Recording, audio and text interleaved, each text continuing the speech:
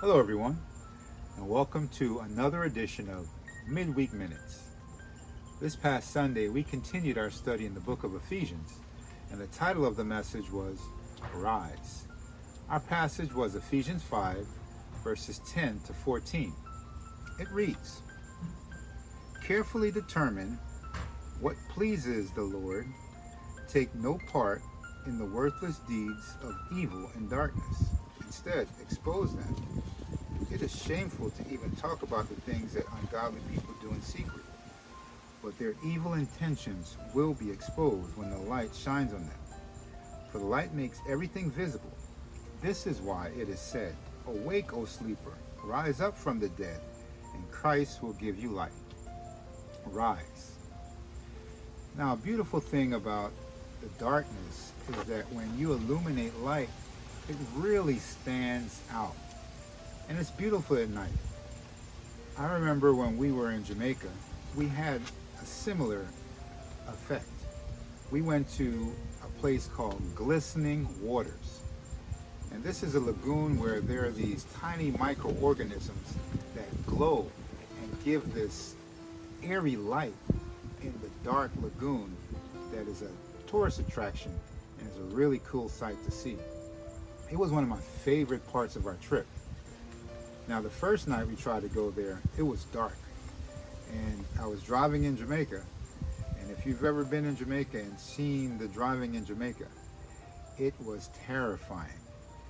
My GPS directed me into the side of a mountain. So I decided to go back before I killed my family. But the next day, I went back in the light. And the light illuminated the road. And it made it much easier to drive. Alexa, turn on gazebo. You see, the light enables you to see, which brings us to the first point. When you live in the light, it shows others how good the light is. I mean, this was a great trip. And we were able to walk in the lagoon, and it felt like I was walking in quicksand. And it's an eerie feeling because it's so dark.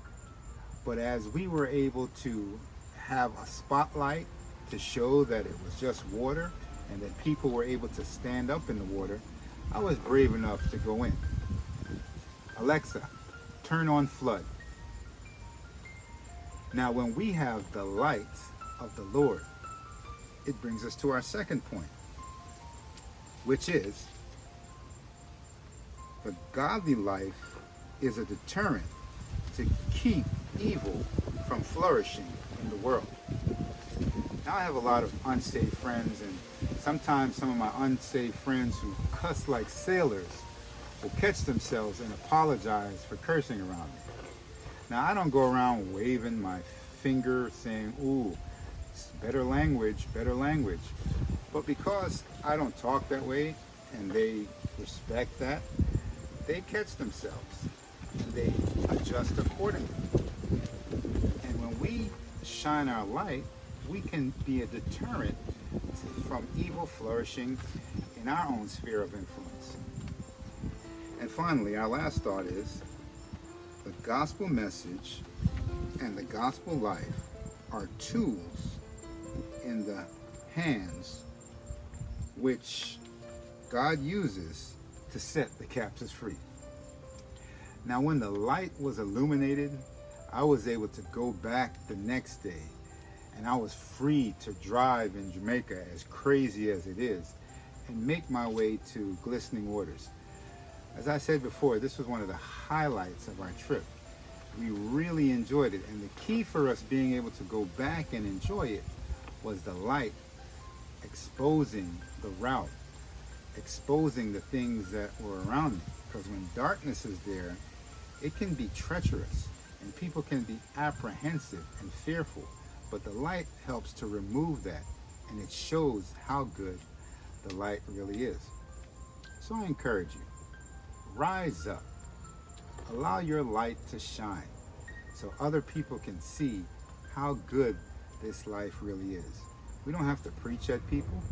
We just have to be bold enough to take a stand and allow the word to make the light shine. Thank you for joining me for another edition of Midweek Minutes, and I pray you'll join me again next week. Goodbye for now.